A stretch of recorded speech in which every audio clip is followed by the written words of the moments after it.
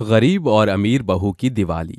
रानीपुर के छोटे से गांव में एक परिवार रहता था जिसमें शकुंतला अपनी बेटी अमीषा और अपने पति सुरेश के साथ रहती थी।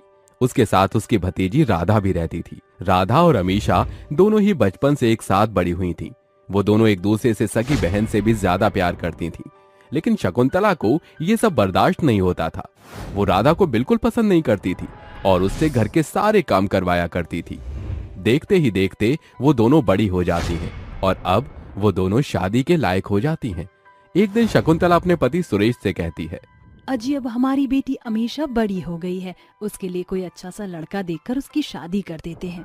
हाँ हाँ, तुमने बिल्कुल सही कहा। राधा भी अब बड़ी हो गई है, दोनों बेटियों की एक साथ शादी करवा देते हैं। अरे राधा की शादी करने की अभी क्या जरूरत है, उसे रहने दो, उसकी शादी बाद में कर देंगे। नहीं शकुंतला, अगर एक साथ शादी करेंगे तो थोड़ा हम पर पैसों का भार नहीं पड़ेगा। मेरी बात को समझो। ये सुनकर शकुंतला अपना मुंह बना लेती है। जिसके बाद शकुंतला राधा और अमीषा के लिए लड़का ढूंढने लगती है। तभी उसको एक बहुत अमीर घर के लड़के का रिश्ता आता है। लड़का अमेरिका में पढ़ाई कर रहा होता है। वहीं दूसरी तरफ उसे एक प्राइवेट नौकरी करने वाला लड़का राधा के लिए मिल जाता है। जिसके बाद वो सुरेश के पास जाकर उसे रिश्ते के बारे में बताती है। अजी हमारी बेटी अमीषा के लिए मुझे इतना अच्छा रिश्ता मिला है कि इससे अच्छा रिश्ता और कोई हो ही नहीं सकता। लड़का विदेश में पढ़ रहा है और खूब कमाता है। अरे 10 नौकर हैं उसके आगे पीछे। लेकिन तुम अपनी बेटी की शादी ऐसे लड़के से कैसे कर सकती हो जिसे तुमने अभी तक देखा भी नहीं है? अजी आप तो हद ही कर रहे हो, इसमें और क्या देखना है। उसके पास इतना बड़ा घर है, नौकर है और विदेश में पढ़ रहा है, और क्या चाहिए। और मैंने राधा के लिए भी लड़का देख लिया है, शहर के पास में ही रहता है, प्राइवेट नौकरी करता है। अरे शकुंतला, लेकिन तुम अपनी बेटी को इतनी दूर विदेश में कैसे भेजोगी? इतनी दूर हमारी बेटी कैसे रहेगी? अरे आप तो हद करते हो, कुछ नहीं होगा हमारी बेटी को। शकुंतला जिद करके अपनी बेटी की शादी रंजीत से करवा देती है। जिसके बाद राधा की शादी तरुण से हो जाती है। एक तरफ राधा तरुण के साथ शादी करके खुशी खुशी रहने लगती है तो दूसरी तरफ अमीषा शादी करके अमेरिका चली जाती है रंजीत के साथ। रंजीत अमीषा को पैसे और नौकर चाकर तो दे देता है लेकिन उसे वक्त नहीं दे पाता, जिसकी वजह से उन दोनों के बीच में हमेशा दूरियां बनी रहती हैं। एक दिन राधा अपनी बहन से बात करने के लिए उसे कॉल करती है। अरे बहन अमीषा, तुम कैसी हो? सब ठीक तो है ना? हाँ राधा, सब कुछ ठीक है, तुम कैसी हो? बस सब कुछ ठीक है, लेकिन मुझे तुम्हारी बहुत याद आ रही है। दिवाली पर तुम घर पर तो आ रही हो ना? अरे हाँ हाँ, क्यों नहीं, तुझे तो पता ही है कि दिवाली तो मैं तेरे साथ ही बनाऊंगी। अमीषा राधा से फोन पर हंसकर बात कर रही होती है। ये सब रंजीत दूर खड़े देख लेता है और उसे अमीषा के ऊपर शक होने लगता है। जिसके बाद वो उसके हाथों से फोन छीनकर काट देता है और उसके मुंह पर जोरदार तमाचा मारता है।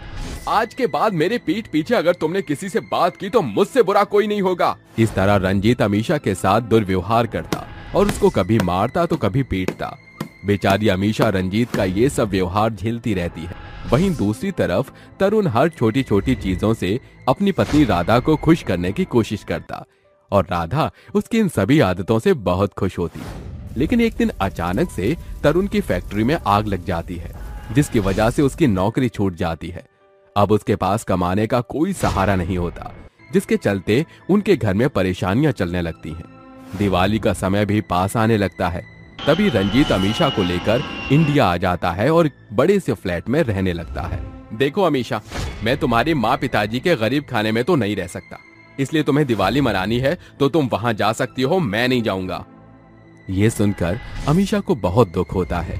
वहीं दूसरी तरफ तरुण अपने दोस्त के घर जाता है और उससे उधार पैसे मांगता है। देख भाई, मेरी नौकरी छूट गई है और मेरी पत्नी के साथ मेरी ये पहली दिवाली है। मैं ये दिवाली अच्छे से मनाना चाहता हूँ, मुझे कुछ पैसे उधार चाहिए। तरुण का दोस्त उसे उधार पैसे दे देता है, जिसके बाद वो अपनी पत्नी के लिए एक प्यारी सी साड़ी लेकर जाता है और कुछ बम पटाखे और साथ में मिठाइयाँ भी ले जाता है। जिसके बाद वो सब देखकर राधा तरुण से पूछती है, अजी आपकी नौकरी तो छूट गई थी, फिर इतना सब कुछ आप कहाँ से लेकर आए? तुम इसकी चिंता मत करो, तुम्हारी और मेरी ये पहली दिवाली है, हम इसे धूमधाम से मनाएंगे। और देखो, मैं एक मिठाई का डिब्बा तुम्हारे माता पिता के लिए भी लेकर आया हूँ। दिवाली पर हम ये मिठाई का डिब्बा तुम्हारे माता पिता के घर लेकर चलेंगे। राधा बहुत खुश होती है। वहीं दूसरी तरफ रंजीत अमीशा को क्रेडिट कार्ड देते हुए कहता है, देखो ये नो लिमिट कार्ड है, तुम जितनी शॉपिंग करना चाहती हो कर लो। अमीशा मायूस होकर क्रेडिट कार्ड ले तो जाती है, लेकिन उसे अकेले शॉपिंग करने जाने में बिल्कुल मजा नहीं आता। जैसे ही दीपावली आ जाती है, दोनों बहनें अपने अपने घर जाती हैं। राधा तरुण के साथ मिठाई का डब्बा और शकुंतला के लिए साड़ी लेकर पहुंचती है, तो वहीं दूसरी तरफ अमीशा ढेर सारे तोहफे और बहुत सारे बम पटाखे, कई सारी मिठाइयां लेकर घर पहुंचती है। इतना सारा सामान देखकर शकुंतला बहुत खुश होती है और अमीशा से प्यार करने लगती है। वहीं दूसरी तरफ राधा चुपचाप खड़ी रह जाती है, लेकिन राधा के चेहरे पर खुशियां और रौनक अलग ही नजर आती है। वहीं अमीशा के पास इतना सब कुछ होने के बाद भी वो गुमसुम और चुप चुप रहती है। ये सब देखकर शकुंतला अपनी बेटी अमीशा से पूछती है, अरे बेटी, आज तो दीपावली का त्योहार है, तो फिर तुम्हारे चेहरे पर ये मायूसी क्यों है? कुछ नहीं माँ, सब कुछ ठीक है। नहीं बेटी, मुझे पता है तेरे चेहरे पर ऐसी मायूसी मैंने कई बार देखी है। तू अपनी माँ को झूठा नहीं बना सकती। अब जल्दी से मुझे सब कुछ सच सच बताओ, आखिर क्या हुआ है? माँ, आपने मेरे लिए धन दौलत और ऐशो आराम तो देख लिया, लेकिन पति का सुख नहीं देखा। आज मैं इतनी अमीर हूँ, लेकिन उसके बाद भी मेरे पास खुशियाँ नहीं है। और राधा को देखो, वह अपने गरीब पति के साथ भी कितनी खुश है। अगर आप मेरी शादी किसी ऐसे लड़के से करवा देती तो मैं भी अपनी जिंदगी में खुश रहती। अमीशा की ये बात सुनकर शकुंतला की आंखों में आंसू आ जाते हैं।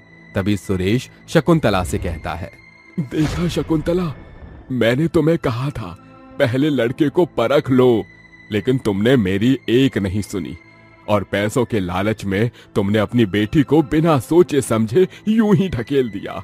मुझे माफ कर दे बेटी, मुझसे बहुत बड़ी गलती हो गई। अगर तू शादी से खुश नहीं है तो तू डिवोर्स ले ले। ये सब रंजीत दरवाजे पर खड़ा हुआ सुन लेता है, जिसके बाद उसे अपने किए पर अफसोस होता है और वो अमीशा के पास आकर उससे माफी मांगते हुए कहता है, मुझे माफ कर दो अमीशा, मुझसे बहुत बड़ी गलती हो गई। मुझे लगा तुम बाकी लड़कियों की तरह पैसों से खुश रहोगी, लेकिन मैं गलत था। आइंदा मैं इस तरह तुम्हारे साथ कभी नहीं करूंगा। ये सब देखकर अमीशा खुश होती है और अपने पति रंजीत के साथ दिवाली का त्योहार मनाने लगती है। वहीं राधा भी खुशी खुशी त्योहार मनाती है। कुछ ही दिनों में रंजीत तरुण को अपनी ही एक कंपनी में मैनेजर की नौकरी दे देता है, जिसके बाद उन दोनों बहनों की जिंदगी में खुशियां ही खुशियां आ जाती हैं। अमीर और गरीब की शॉपिंग। 19 वर्षीय कीर्ति अपनी मां सविता के संग मुंबई की पिछड़ी बस्ती में रहती थी। सविता लोगों के घरों में बर्तन चौका करके अपनी बेटी कीर्ति का भविष्य संवारने के लिए भरसक कोशिशें कर रही थी। माँ, अब मेरी पढ़ाई पूरी हो चुकी है, इसलिए मैं भी काम काज करके घर की जरूरतें पूरा करने में आपका साथ दूंगी। अगले दिन कीर्ति तड़के सवेरे उठकर इंटरव्यू के लिए निकल जाती है। वो कई बड़ी कंपनियों में इंटरव्यू देती है, मगर बदकिस्मती से उसको छूछे हाथ ही घर लौटना पड़ता है।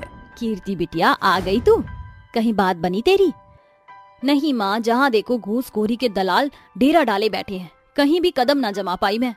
बम्बई जैसे बड़े शहर में हम गरीबों के लिए दो ही काम है, या तो अमीरों के घरों में गुलामी करना, या थक हार कर उनके कारखाने के दलदल में कूदकर आजीवन 5-10 हजार के भत्ते पर काम करना।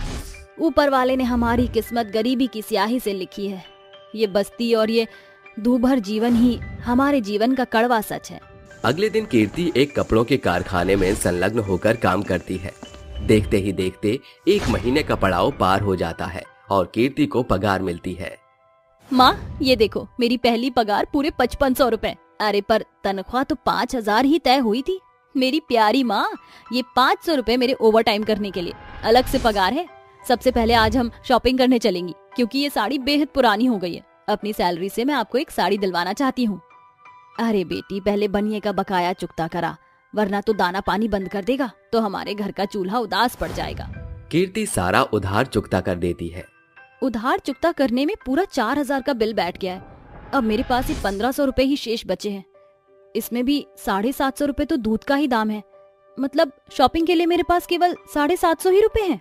अरे कीर्ति बेटी, हम गरीब के लिए इतने पैसे भी बहुत हैं। दोनों माँ बेटी बस्ती से कुछ दूर लगे सस्ते से बाजार में चली जाती हैं, जहाँ कीर्ति ठेले पर लगी एक साड़ी उठाकर कहती है, अरे भैया, ये साड़ी कितने की है? कीर्ति के पूछने पर साड़ियों का विक्रेता सीबू कहता है, मात्र 700 शुल्क है इस साड़ी का। अरे भाई, ऐसा क्या खास हीरा मोती जड़ा है साड़ी में? तुम तो एकदम गला काट दाम बता रहे हो। ये सुनकर सविता हिचकिचाते हुए कहती है, मगर हमारे पास केवल 750 ही है थोड़ा तो सस्ता लगाओ ताकि मैं अपने खातिर भी कुछ खरीद सकूं। अरे माताजी, ऐसी प्योर सूती की साड़ी इससे सस्ती कहीं नहीं मिलेगी। ये सुनकर गरीब माँ बेटी आगे चल देती हैं। तभी उनके कदम फुटपाथ पर बिक रहे सूट साड़ी पर पड़ते हैं। वो धीना नाम का एक शख्स बेच रहा होता है। आओ आओ बहनों, ले जाओ मात्र 100 रुपए में सुंदर सुंदर सूट और साड़ियाँ। कपड़ों की दर सस्ती होने के कारण दोनों माँ बेटी अपने लिए एक एक कपड़े खरीद लेती हैं और सविता कहती है, देखा कीर्ति बेटी, सिर्फ 2 कदम आगे बढ़ने से ही हमें वही कपड़ा आसानी से सस्ते में मिल गया। हाँ माँ, अभी भी हमारे पास 550 रुपए बचे हैं, क्यों ना इससे कुछ और भी खरीद लिया जाए। बेटी, ज्यादा खर्चीला होना सही नहीं, क्या पता कि हम गरीबों पर कब कौन सा कहर टूट पड़े। इन बचे खुचे पैसों को बुरे वक्त के लिए बटोर कर रखने में ही समझदारी है। जहाँ एक और गरीब लोग हर एक छोटी से छोटी शॉपिंग में भी सैकड़ों बार मोल भाव करने के बाद खरीदारी करके चंद पैसे बचाने के लिए मीलों पैदल चलकर घर का रुख करते थे, वहीं अमीर काया अपनी पॉलिटिशियन पिता की एम्बेसडर कार में सवार होकर मुंबई के सबसे महंगे मॉल में शॉपिंग करने आती है। यार काया, पिछले 5 घंटों से शॉपिंग कर रही है तू, जानती भी है 5 लाख से भी ज्यादा का बजट बन चुका है। रिलैक्स यार अनन्या, इतना पैनिक क्यों हो रही है। मेरे पिताजी पॉलिटिशियन हैं, उनके पास बहुत पैसा है और मेरे पास 1-2 नहीं पूरे 5 क्रेडिट कार्ड हैं। सारा दिन भी शॉपिंग करूंगी तो भी खत्म नहीं होने वाले। जहाँ एक और गरीब मोल भाव के साथ अपनी एक एक पाई शॉपिंग पर सोच समझकर खर्च कर रहे थे, वहीं अमीर काया बिना किसी बार्गेनिंग के शॉपिंग पर बेहिसाब पैसे फूंका करती थी। जहाँ गरीब सब्जियों के दाम घटने पर देर रात खरीदारी करने जाया करते, तो वहीं अमीर लोग बड़े मॉल से उन्हीं सब्जियों फलों को 4 गुना ज्यादा दाम देकर खरीदा करते थे। एक दिन काया के पिता उसके पास आकर कहते हैं, क्या कर रही है मेरी प्यारी बेटी? कुछ नहीं डैडी, अनन्या की शादी के बारे में सोच रही हूँ। समझ नहीं आ रहा शादी में पहनने के लिए क्या शॉपिंग करूँ। काया बेटी, ऑलरेडी तुम्हारा कबर्ड सैकड़ों एक्सपेंसिव ड्रेसेस से भरा पड़ा है। मैं तो कहता हूँ उन्हें ही शादी पर पहन लो। डैडी, आप तो जानते हैं ना कि काया जो कपड़े एक बार पहन लेती है उसे फिर रिपीटेड नहीं पहनती है। काया की सोच शॉपिंग के लिए कुछ इस तरह थी, तो वो कीर्ति की सोच पर एक नजर प्रतिबिंबित करते हैं। कीर्ति बिटिया, कल तेरी बचपन की सहेली बेला की शादी है, पर तूने कोई तैयारी नहीं की। माँ, किसने कहा कि मैंने तैयारी नहीं की? मैंने अपनी पगार से बेला की ब्याह के लिए सुंदर सुंदर 2 साड़ियों की शॉपिंग की है। और खुद के लिए क्या लिया? माँ, अभी पिछले महीने ही मैंने वो सूट खरीदा था। तू इतना सस्ता सूट पहनकर बेला की शादी में जाएगी? माँ, हम गरीबों की बस्ती में कौन सी कोई बड़ी हस्ती आने वाली है। ब्याह की भीड़ भाड़ में सभी की नजरें दुल्हन पर रहेंगी, ना कि मुझ पे। मैंने सूट के साथ पहनने के लिए एक रोज के लिए सुहानी की सैंडल मांग ली है। अब एक दिन के लिए क्यों बेफिजूल सैंडल की शॉपिंग पर पैसे फूकना। अमीर काया और गरीब कीर्ति की शादी के लिए की गई शॉपिंग में जमीन आसमान का फर्क था। जहां अमीर काया को सिर्फ अपने लिए ही शॉपिंग की पड़ी थी, वहीं कीर्ति ने अपने लिए 1 पैसे की खरीदारी न करके अपनी सहेली बेला के लिए शॉपिंग की थी। कुछ सप्ताह बाद, माँ, बप्पा की दया कृपा से मैं कमा रही हूँ, इसीलिए इस बार बप्पा की विदाई के लिए हम किसी फुटपाथ या सस्ते दुकान से खरीदारी नहीं करेंगे, बल्कि मॉल से कपड़े खरीदेंगे। इसलिए मैंने अपनी पगार की आधे हाथ कमाई को सहज ही बचा लिया था। दोनों माँ बेटी उसी मॉल में चली आती हैं, जहाँ काया अपने पिता के संग पहले से ही मौजूद थी। माँ, वो देखो, वो चमकीला कपड़ा बप्पा की प्रतिमा पर खूब फबेगा। अरे भैया, इस अंगरखे का क्या दाम है? या इट्स ओनली 2050 रुपीज। अरे भाई साहब, 1 मीटर कपड़े का इतना दाम? ये तो सरासर लूट मचा रखी है। सही सही रेट लगा लो। अरे 2050 रुपए कौन से ज्यादा है जो इतने से पैसों के पीछे बार्गेनिंग कर रही हो? इससे महंगा तो मेरी एक ब्रांडेड लिपस्टिक होती है। मेम साहब, आप बड़े लोग हैं, 2000 आपके लिए हाथों की मैल है, मगर हम गरीबों के लिए महीने भर घर चलाने का जरिया। हमें गणेश चतुर्थी के दिन बप्पा की विदाई के बाद गरीब बच्चों के खाने का बंदोबस्त भी करना है। बेटी, जिसने गरीबी देखी होती है उसके लिए हर एक पाई की कीमत होती है। पिताजी, आप सही कह रहे हैं। जाने कितने महीने और साल से मैं महंगी शॉपिंग करके पैसे पानी में बहा रही हूँ। शॉपिंग के आगे कभी सोचा ही नहीं कि इससे कई अनाथ गरीब बच्चों की भूख मिट सकती है। गरीब की शॉपिंग समेत पैसों के बचाव ने काया की महंगी शॉपिंग के शौक को हमेशा के लिए खत्म कर दिया। दोस्तों, सच है, संसार में अमीर गरीब के बीच की गहरी खाई बढ़ती जा रही है, मगर अगर अमीर शख्स के साधारण महंगे शौक को सीमित करके भी आसानी से किसी गरीब भूखे का पेट भर सकता है। गरीब 3 बहनों के जादुई बाल। उठो माँ, उठो। तुम्हें क्या हो गया माँ? तुम बोलती क्यों नहीं? लगता है माँ की तबीयत बहुत बिगड़ गई है। 16 साल की रूपा रोते बिलखते खेत के बीचों बीच बेहोश पड़ी बबीता को पुकार रही थी। बबीता अपनी 3 बेटियों रूपा, संध्या और शिवी के संग ब्रह्मपुर गांव में रहती थी। उसका स्वर्गीय पति अपने पीछे थोड़ी बहुत खेतीबाड़ी छोड़ गया था, जिसे बबीता और उसकी बेटियों का गुजर बसर चल रहा था। उस रोज के बाद से बबीता बीमारी का बिछौना पकड़ लेती है। शिवी, संध्या, माँ की अवस्था बेहद बुरी है। ऐसे में हम तीनों को मिलकर ही खेती बाड़ी संभालनी होगी। ये खेती बाड़ी की बला हम बहनों के बस की बात नहीं। देर दोपहरी में काम करके हम बहनों की खूबसूरती बतौर बदसूरती में बदल जाएगी। ना बाबा ना। मगर इससे तुम्हारी बदसूरती पर कोई फर्क नहीं पड़ेगा। ऊपर से तुम्हारा ये चांदनुमा टकला, जिसके इर्द गिर्द इक्के दुक्के बाल बचे हैं। रूपा रोते बिलखते हुए खेत की डगर जाने लगती है। तभी सांवरी उसे टोकती है। अरे इतनी भोर सवेरे कहाँ जल्दी सवारी। माँ की तबीयत बिगड़ गई है चाची, बीजों की बुआई करने खलिहान जा रही हूँ। अरे रूपा, 1-2 बीज अपने बालों की बंजर जमीन पर भी बो दियो, क्योंकि तेरे टकलेश्वर पर खेती की सख्त जरूरत है। सांवरी के कड़वे ताने सुनकर रूपा सिसकते हुए तेज गति से खेत आ पहुंचती है। संसार के रचयिता, आखिर क्यों तूने मुझे इतनी कुरूप बनाकर भेजा? न शक्ल, न सूरत, न केश। कल सभी के सामने व्यंग्यता का पात्र बनकर रह गई हूँ मैं। रूपा आंसू पहुंचकर बीजों की बुआई करने लगती है। ऐसे ही समय गुजरता। रूपा रोजाना एक सवेरे खेत पर आकर काम करती और सांझ की ढलती बेला के साथ घर लौटती। एक दिन रूपा देर दोपहर खेत काम करते हुए कहती है, भूख के मारे अंदरूनी अंतड़ियां कचोट रही हैं। पहले कुछ खा लेती हूँ, बचा हुआ काम मैं बाद में करूंगी। रूपा एक छायेदार पेड़ के नीचे बैठकर अपने खाने की गठरी खोलती है, जिसके भीतर 2 रोटियां और प्याज थी। जैसे ही रूपा खाने का एक कौर अपने हाथों में उठाती है, पेड़ की डाल से एक जख्मी परिंदा उसके पांव के पास आ गिरता है। अरे, ये परिंदा तो बड़ा ही लहूलुहान है। लगता है किसी शिकारी ने इस पर अपना निशाना साधा था। रूपा उस परिंदे को अपनी बाह में समेटकर सहलाने लगती है। लगता है ये परिंदा प्यासा है। जैसे ही रूपा उस घायल परिंदे को पानी पिलाती है, एक तजो में सुनहरा प्रकाश पेड़ को दूर दराज तक सराबोर करता है, जिसके साथ वो परिंदा एक परी में परिवर्तित हो जाता है। सर पर सुनहरा ताज, हाथों में जादुई छड़ी, ये तन पर सुनहरा पहनावा, ये तो एक परी की पहचान होती है। सही पहचाना, मैं एक जादुई परी हूँ। मैं रोजाना तुम्हें इस पेड़ की डाल से देखती हूँ। तुमने मेरी जान बचाई।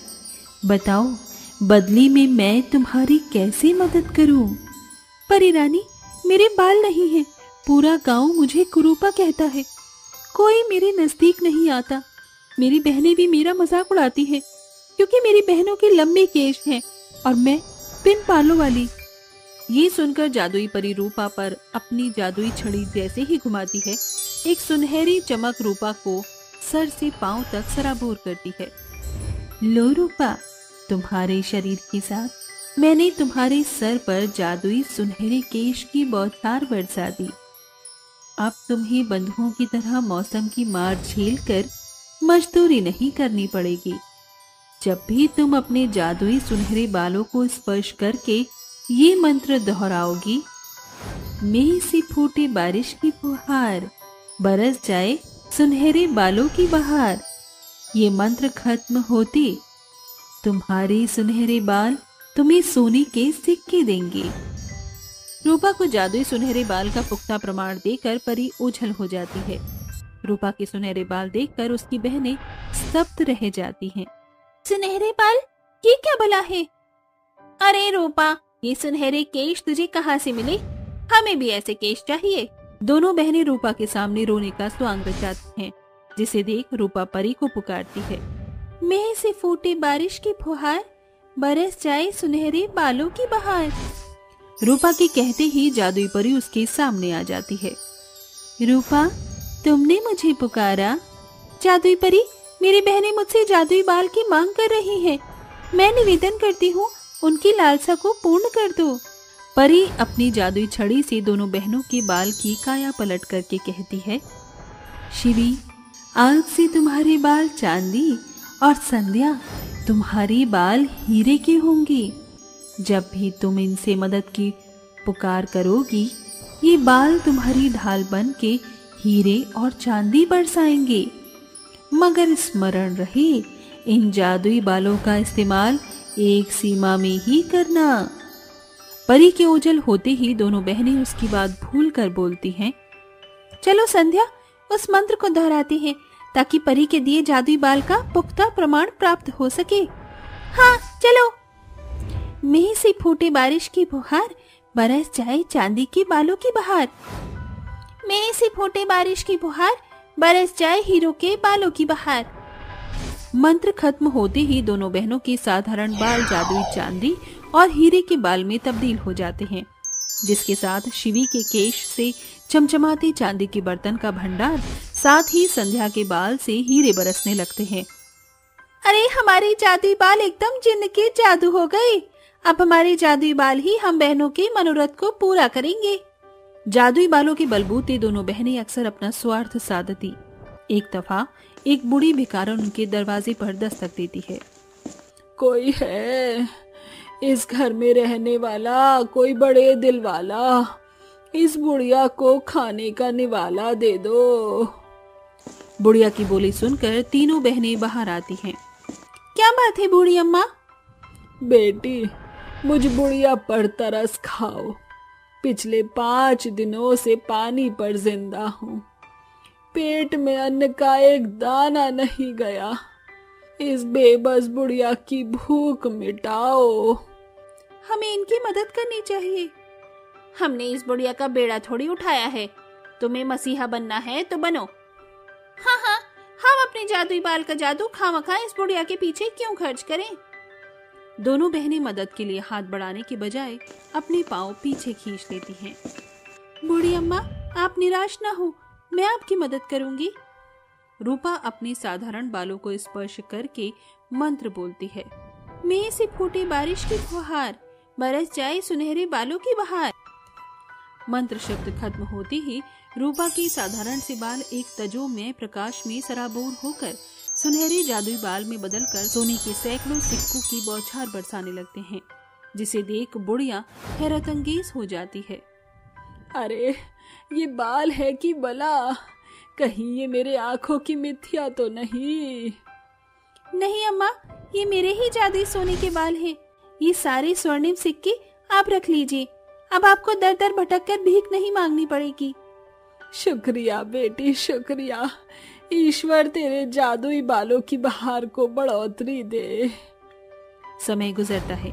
जब कभी कोई बेबस बदहाल मदद की मांग करते हुए बहनों की दहलीज पर दस्तक देता, तो संध्या शिवी अपने हाथ खड़े कर देती, मगर रूपा उनकी मदद करती। एक दिन एक तपस्वी आता है। आवाज सुनते ही तीनों बहनें बाहर आती हैं। भिक्षाम देहि, भिक्षाम देहि। इतनी सुबह सवेरे किसे चैन नहीं? अरे ये तो कोई बाबा है।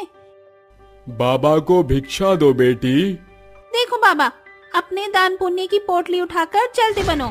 रईस घर देखते नहीं कि चले आते हैं मुंह उठाए। अरे शिवी, संध्या, जरा सा दान देने से कुछ बिगड़ थोड़ी ही जाएगा। इन ढोंगी बाबाओं को हम दोनों बहनें बखूबी जानती हैं। बित्ते भर की दाढ़ी बढ़ाकर महज लोगों को लूटते हैं। बाबा, मैं आपको दान देती हूँ। ए मेरी जादुई सुनहरे बाल, मैं तुमसे मदद की मांग करती हूँ। एकाएक रूपा के बाल स्वर्णिम जादुई बाल में सराबोर होकर सोने के सिक्कों की भरमार कर देते हैं। ये लीजिए बाबा, ये सारा धन आप रखिए। अचानक एक चमक चकाचौंध होने के साथ तपस्वी परी में परिवर्तित हो जाते हैं। ये तो वही परी है। तुम दोनों बहनों ने अपने जादुई बालों को केवल अपना स्वार्थ साधने का ढाल बनाया, मगर रूपा ने बतौर अपने जादुई बाल से बेबस लाचार लोगों को बढ़ चढ़कर मदद दी। इसीलिए इसी परछिन मैं तुम दोनों बहनों के जादुई बाल वापस लेती हूँ। दोनों बहनों के बालों का जादू परी की जादुई छड़ी में समाहित हो जाता है।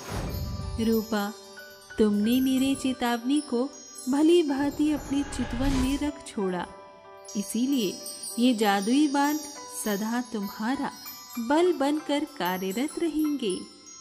अब दोनों बहनों के लाख रोने बिलखने के बावजूद उनके जादुई बाल नहीं रहते।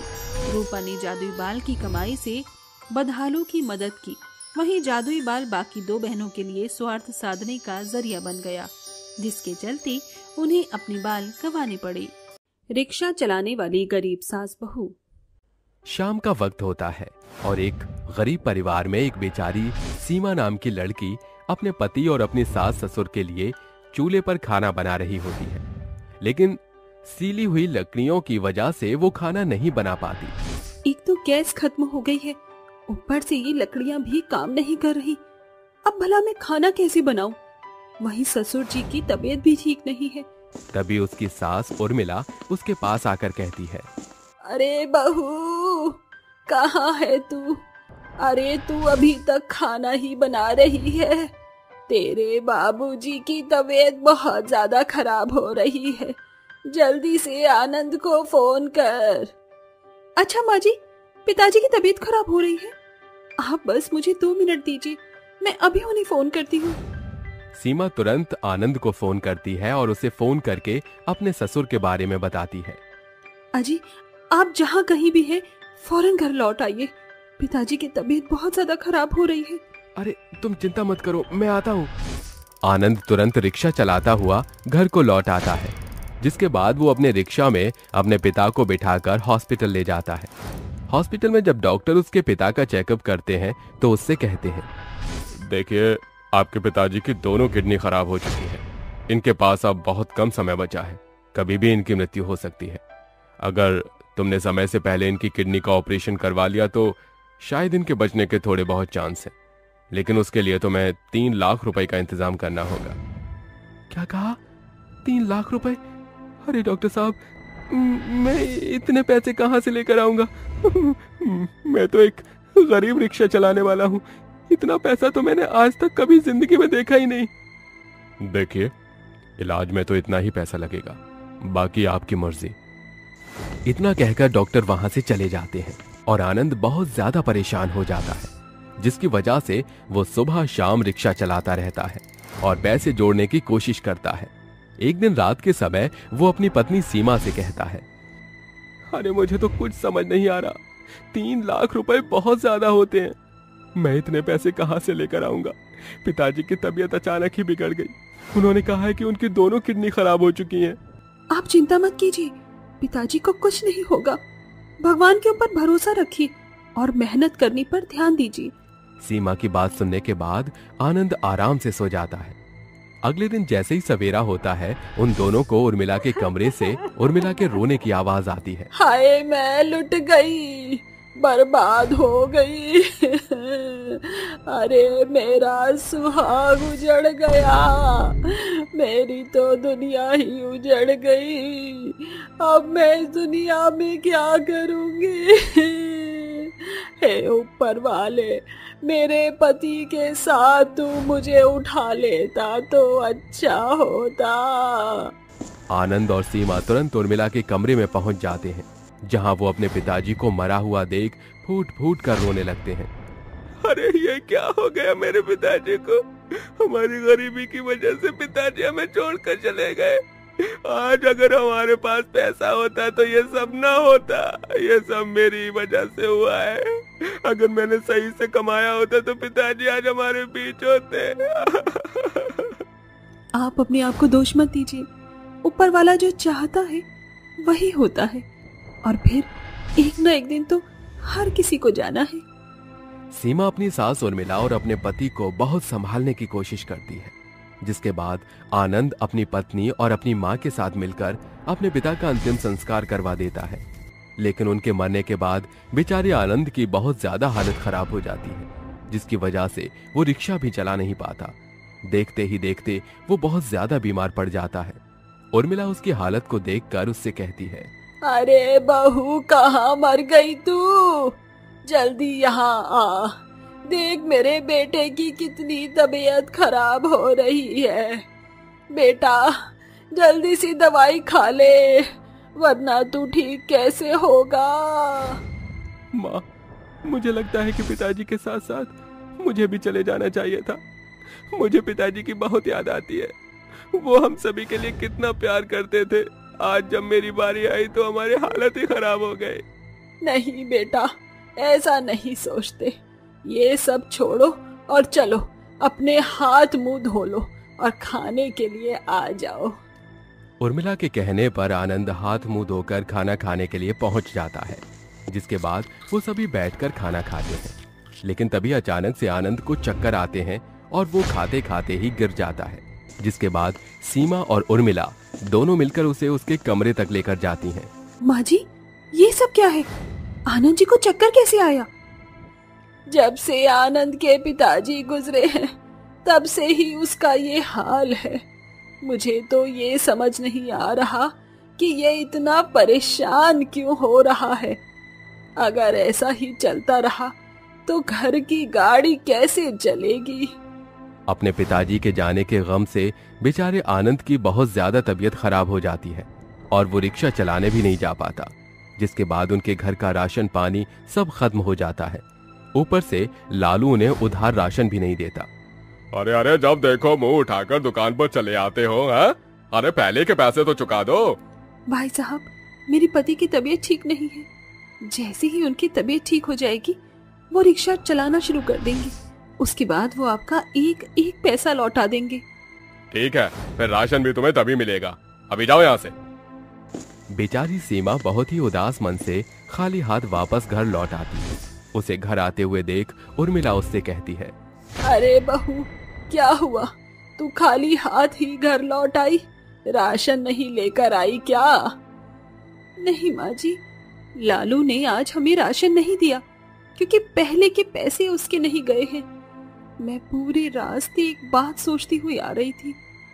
हाँ बहू, बता, आखिर तू क्या सोच रही थी? माँ जी, आनंद जी की तबीयत बहुत ज्यादा खराब हो रही है। पिताजी तो हमें छोड़कर चले गए। अब मैं अपने पति आनंद को इस तरह जाते हुए नहीं देख सकती। हाय बहू, तू ये क्या नाप शनाप बक रही है? अपना मुंह बंद कर और मेरे बेटे के लिए अच्छा अच्छा सोच। अच्छा ही तो सोच रही हूँ माँ जी। क्यों ना मैं आनंद जी का रिक्शा चलाकर घर का खर्च निकाल लूं। अरे बहू, तू ये कैसी बातें कर रही है? अरे भला रिक्शा भी औरतें चलाती हैं क्या? माँ जी, आप ऐसा क्यों सोचती हो? आदमी के कंधे से कंधा मिलाकर चलती है। कई बार समझाने के बाद उर्मिला मान जाती है, जिसके बाद सीमा आनंद का रिक्शा चलाना शुरू कर देती है। एक महिला को रिक्शा चलाते हुए देख गांव के कुछ लोग तो उसका मजाक उड़ाते हैं और कुछ लोग उसे शाबाशी देते हैं। वहीं दूसरी तरफ उर्मिला भी कभी कभी सीमा की मदद करने के लिए उसके साथ रिक्शा चलाने लगती है। सीमा रिक्शे का पैडल चलाती है और उर्मिला उसे पीछे से धक्का देती है। देखते ही देखते वो रिक्शे से अच्छा खासा कमाना शुरू कर देती हैं। आज तो बहुत अच्छे से कमाई हो गई है। सबसे पहले तो आनंद जी को हॉस्पिटल लेकर जाऊंगी और उनका इलाज करवाऊंगी। सीमा सबसे पहले आनंद का इलाज करवाती है और समय समय पर उसे दवाई खिलाती रहती है। वहीं दूसरी तरफ अपनी पत्नी सीमा को इतनी मेहनत करते हुए देख आनंद को बहुत खुशी मिलती है और जैसे ही वो पहले की तरह बिल्कुल ठीक हो जाता है, वो खुद ही रिक्शा चलाना शुरू कर देता है। सीमा, तुमने मेरा बहुत साथ दिया और रिक्शा चलाकर तुमने मेरी जान बचा ली और तुमने आज समाज को यह भी बता दिया कि एक औरत कुछ भी कर सकती है।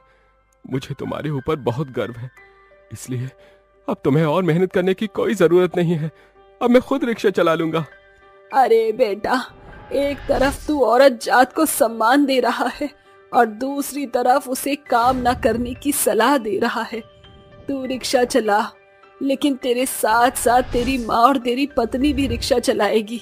इससे हमारे घर की बरकत बढ़ेगी। अपनी माँ उर्मिला का ये सुझाव आनंद को बहुत अच्छा लगता है, जिसके बाद सीमा अपनी सास उर्मिला के साथ मिलकर रिक्शा चलाती है तो आनंद भी रिक्शा चलाना शुरू कर देता है और धीरे धीरे वो सभी परेशानियों से बाहर निकल आते हैं और एक साथ खुशी खुशी रहने लगते हैं। बारिश में बर्तन बेचने वाली प्रेग्नेंट औरत। सुधा अपने पति राजीव के संग कोपासराय गांव में रहती थी। उस दंपति के ब्याह को साल बीतने को आया था कि सुधा के पांव भारी हो जाते हैं। अजी, तुम बहुत ही जल्द पिता बनने वाले हो। पिता बनने की खबर सुनकर राजीव खुशी से झूम उठता है और सुधा को अपनी बाहों में भरते हुए कहता है, सुधा, अरे कुछ महीनों के बाद हम 2 से 3 हो जाएंगे, इसलिए मुझे अब दुगनी मेहनत करनी पड़ेगी ताकि तुम्हारा भरसा ख्याल रख पाऊं। राजीव किसानी करके घर का गुजर बसर बड़े ही आसान तौर से चलाया करता था। 3 महीने के भीतर जैसे उनकी खुशियों को नजर लग गई। उनके दोनों पांव ट्रैक्टर की दरांती के बीच में आने के चलते उसे अपंगता का दीमक लग गया।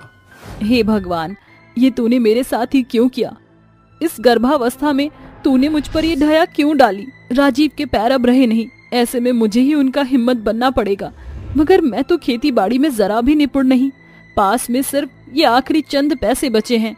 दहलीज पर बैठी सुधा का मन चिंता के समंदर में गोते लगा रहा था। तभी एक औरत ठेला लेके वहां आती है। लोहे प्लास्टिक के बर्तन के बदले ले जाओ कीमत।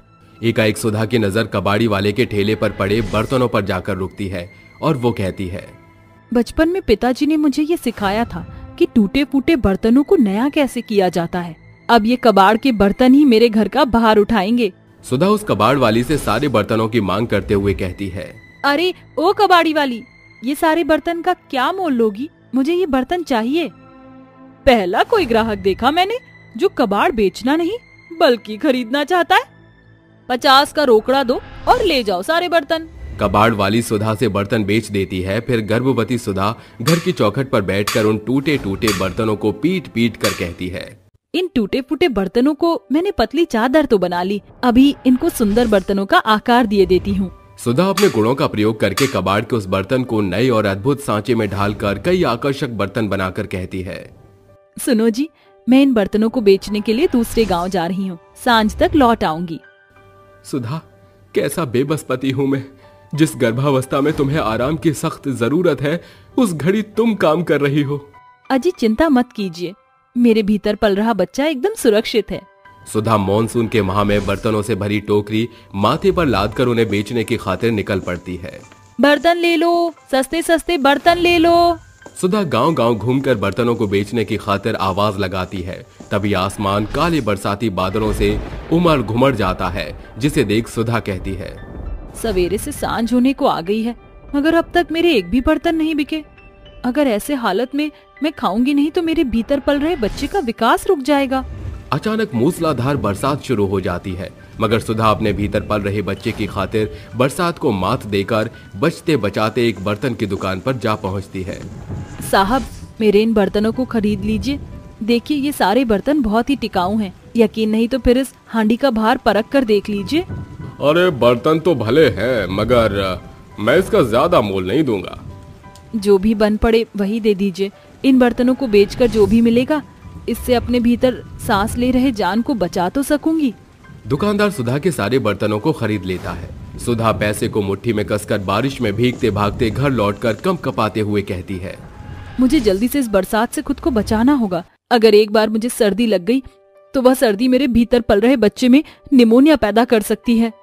सुधा झटपट कपड़े बदलकर रसोई घर में जुट जाती है। बर्तन बेचकर ही आज मेरे घर का चूल्हा जल पाया है। अब इन बचे खुचे पैसे से मैं कल ढेर सारी मात्रा में पुराने बर्तन खरीदकर उन्हें नया आकार देकर बेचूंगी। अगली सुबह उठकर सुधा खिड़की से बाहर झांकती हुई कहती है, ये सावन भादों का दिन एकदम आफत मचाने को आता है। बरसात तो छूटने का नाम ही नहीं ले रही है। अब मुझे इस बरसात में भीग कर ही भंगार की दुकान की दूरी तय करनी होगी। सुधा बारिश में भीगकर भंगार के यहाँ से नाकाम बर्तनों को खरीद कर आकर कहती है, भले ही ये बर्तन कबाड़ वालों के लिए नाकाम है, मगर मेरे खातिर ये बड़े काम आने वाली हैं। सुधा चूल्हे में पड़ी राख को निकालकर बर्तनों पर उड़ेलकर उन्हें साफ करती हुई कहती है, ये चूल्हे की राख इन बर्तनों के मैल को खाक कर देगी, क्योंकि इस राख में फास्फोरस के तत्व मौजूद हैं, जो इन बर्तनों के जिद्दी कालेपन को मिटाने में तेजाब का काम करेंगे। वो बर्तनों को मांज धोकर नई सिरे से तैयार करती है, जिसके साथ बर्तन एकदम हीरे के जैसे चमक उठते हैं। फिर वो उन बर्तनों को बेचने गांव पहुंच जाती है। बर्तन ले लो, सस्ते टिकाऊ बर्तन ले लो। बर्तन बेचने की आवाज सुनकर सुरभि बाहर आकर कहती है, अरे ओ बर्तन वाली, जरा दिखाना तो कैसे कैसे बर्तन है तुम्हारे पास। सुधा उसके पास आकर बर्तन दिखाते हुए कहती है, ये देखो दीदी, ये तसले, ये प्यारी सी कढ़ाई और ये मजबूत पैंदे का पतीला। एक बार इन बर्तनों को खरीद लिया तो समझो सालों साल की छुट्टी। सुरभि उसकी बोली से संतुष्ट होकर बर्तनों को निहारते हुए कहती है, बर्तनों की जात देखकर तो बर्तन एकदम सही जान पड़ रहे हैं। बताओ फिर इन सारे बर्तनों का क्या मोल लगाओगी? जी सारे बर्तनों के 1000 रुपए दे दीजिए। अरे इतने सारे बर्तनों की कीमत बस 1000 रुपए? ठीक है, ये लो। जैसे ही पैसे लेकर सुधा घर की तरफ निकलती है, वो रास्ते में बरसात के बीच फिर गिर जाती है। न जाने आज ये बादल इतनी जिद्दी रुझान क्यों दिखा रहे हैं। सुधा बारिश में लिपटी घर पहुंचकर कामधाम निपटाती है। अब हर एक दिन वो पुराने बर्तन खरीद कर उन्हें नए करके बेचकर अपने अपंग पति और अपने भीतर पल रहे बच्चे का पालन पोषण करती है। देखते ही देखते वो गर्भावस्था के 7वें महीने में कदम धरकर कहती है, 7वां महीना लग चुका है। ऐसे में अब मेरा ज्यादा भार उठाना मेरे बच्चे के खातिर खतरनाक हो सकता है। अगर मैं घर बैठ गई तो दाना पानी चलाना दूभर हो जाएगा। मेरे पास इतने पैसे तो जुड़ ही गए हैं जिससे मैं बर्तनों को ठेले पर बेचूं। बर्तन बेचकर जोड़े हुए पैसे से सुधा अब ठेले पर बर्तन बेचने लगती है। गांव के लोग अब उसी से बर्तन खरीदा करते थे। इस प्रकार सुधा का जीवन पटरी पर आने लगा था। कुल मिलाकर मेरे पास अब इतनी रकम जुड़ गई है जिससे कि मैं थोक में नए बर्तन खरीदकर उन्हें बेच सकूं। तकरीबन 1 महीने बीत जाने के बाद सुधा अपनी गर्भावस्था के 8वें महीने को पार करते हुए अंतिम महीने में कदम धरने के साथ बर्तन की दुकान की नींव रखती है, जहां सत्यनाथ नाम का पहला ग्राहक आता है। कहिए कौन सा बर्तन दिखाऊं? पीतल का, तांबे का, स्टील या एल्यूमिनियम का? अरे भाई, ब्याह में चढ़ाने वाला तांबे का सेट दिखाओ। सुधा एक सभी बर्तनों को दिखाती है। ग्राहक बर्तन खरीदकर उसे दाम चुकता करके चल देता है। तभी सुधा उसे रोक कर कहती है, भाई साहब, अगर किसी को शादी ब्याह के खातिर हांडी सेट की जरूरत लगे तो उन्हें इस बर्तन की दुकान का पता दे देना। यहाँ शादी ब्याह में भाड़े पर भी बर्तन उपलब्ध हैं। अच्छा जी, जरूर। महीने भर के भीतर सुधा के बर्तन की दुकान थोक दाम के चलते सुर्खियों में आ जाती है, जिससे अब हर दिन उसे खूब कमाई होती है, जिससे वो अच्छा खासा घर बनाकर साथ में अपने पति का भी भरसक इलाज कराती है। फिर वो एक बेटे को जन्म देती है और उसे अच्छी परवरिश के साथ बड़ा लिखाकर बड़ा करती है, जिसका पूरा श्रेय गर्भावस्था के मार झेलकर उन दिनों में किए गए सिर्फ उसके हाथों से बने बर्तन को जाता है। दोस्तों, किसी काम को सच्चे लगन के साथ करो तो कामयाबी एक ना एक दिन हमारे कदम जरूर चूमती है।